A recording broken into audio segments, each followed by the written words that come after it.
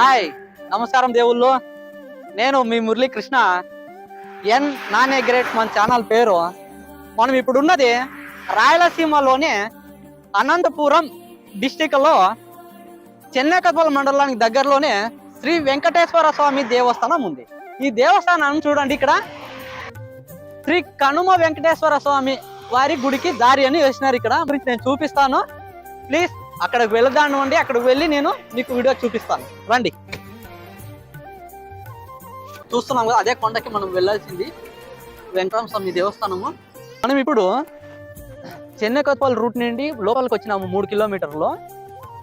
చూడండి, చెన్నకపల్లి రూట్ ఇది వెంకటంపల్లికి పోతుందంట రోడ్డు. మనం ఇప్పుడు చూడండి, ఇది వెంకటరామ స్వామికి వెళ్ళే దారి బోర్డు ఉంది చూడండి, శ్రీ కనుమ వెంకటేశ్వర స్వామి దేవస్థానం. మనం ఇలాగే వెళ్ళాలి వెంకటరామ స్వామి దేవస్థానానికి. వెళ్తున్నాం కదా రోడ్డు, ఇక్కడ ఇలా ఉంటుంది మన రోడ్డు. ఇది కొంచెము అడవి తరం ఉంటుంది మనకి అనిపిస్తుంది, కానీ ఎవరైనా ఇక్కడికి వచ్చే వాళ్ళు కొంచెము జాగ్రత్తలు పాటించాల్సి వస్తుంది. ఆల్రెడీ అడవి కాబట్టి, కొండలు ఉన్నాయి కాబట్టి చుట్టూ కొంచెం జాగ్రత్తనే వహించవలసి వస్తుంది.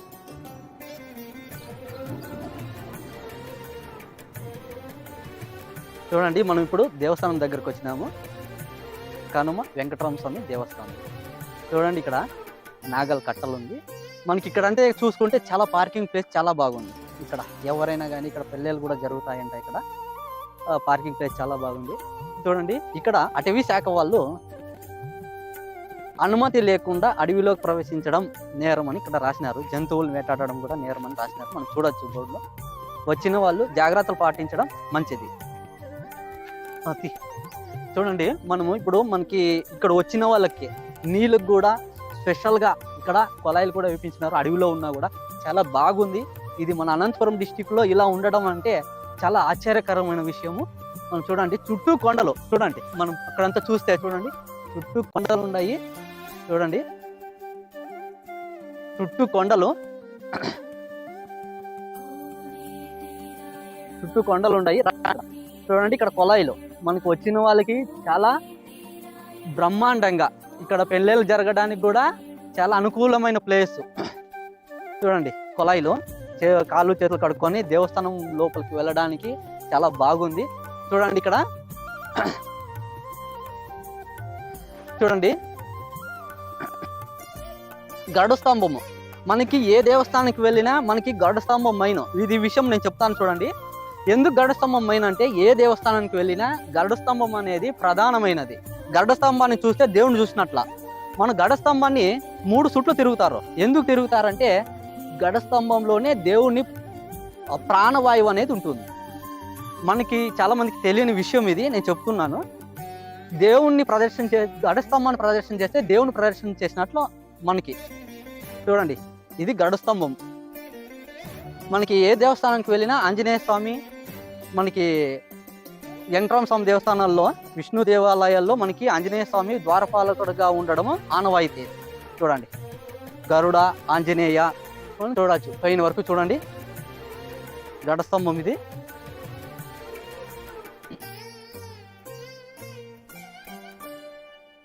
మనకి ఇక్కడ ఆంజనేయ స్వామిని మనం చూడొచ్చు. ఈ ఆంజనేయ స్వామిని కొత్తగా మనకి రాముల దేవస్థానాన్ని ప్రతిష్టాపన చేసినప్పుడు మనకి ఆంజనేయ స్వామిని కూడా ఇక్కడ ప్రతిష్టాపన చేసినారు. మనం చూడొచ్చు. ఇక్కడ మనకి అక్కడ గణేష కూడా ప్రతిష్టాపన చేసినారు. చాలా పురాతనమైన గణేష అక్కడ. ఇక్కడ ఆంజనేయ స్వామి మాత్రము ఇక్కడ కొత్తగా ప్రతిష్టాపన చేసినారు. రాముల గుడిను ఆంజనేయ స్వామి వారి గరుడ స్తంభం ఇది మనం చూడొచ్చు. చూడండి,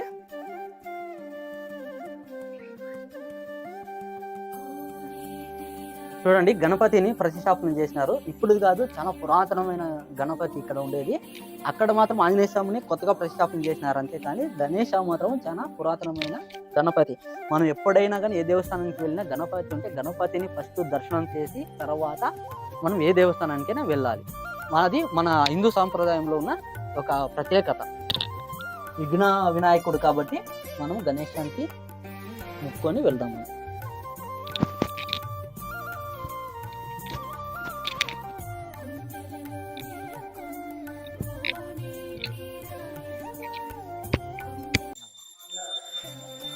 ఇప్పుడు మనము శ్రీరామచంద్ర ప్రభువు దేవస్థానానికి వచ్చినాము.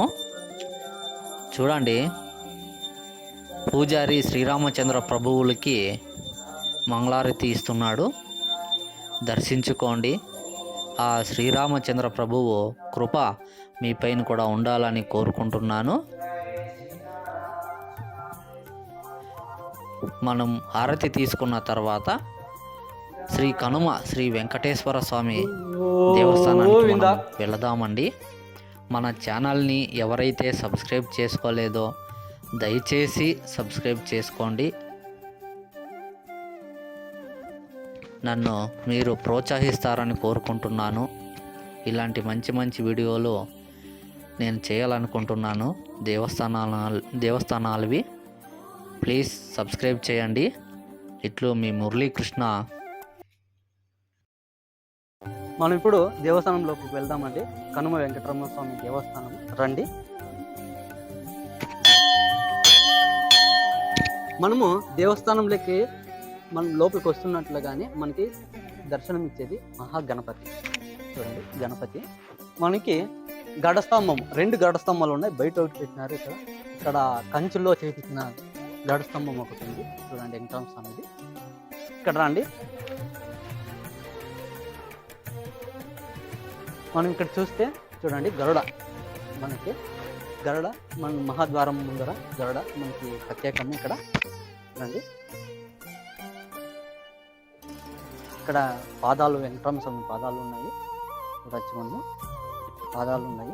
ఇక్కడ మనకి వెళ్తున్నట్టుగానే జయ విజయలు మనకు దర్శనమిస్తారు. చూడండి, విష్ణు దేవాలయాలకి చూడండి జయ విజయాలు. ఇక్కడ పాదుకలు ఉన్నాయి.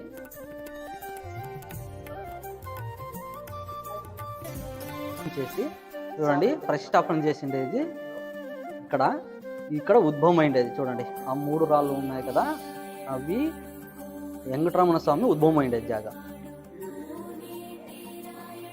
ఇది వెంకటరమణ స్వామి చూడండి, తిరుపతి నుండి తెచ్చిండేది. ఇప్పుడు మీకు నేను నిదానంగా వీడియోలో చూపిస్తున్నాను. చూడండి, భూదేవిని చూడండి.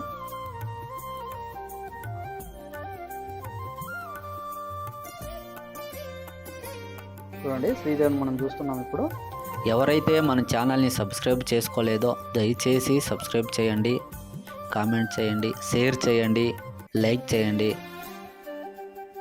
నమస్కారం అండి. నెక్స్ట్ వీడియోలో మనం కలుసుకుందామండి. ఇట్లు మీ మురళీకృష్ణ, ఎన్ నానే గ్రేట్.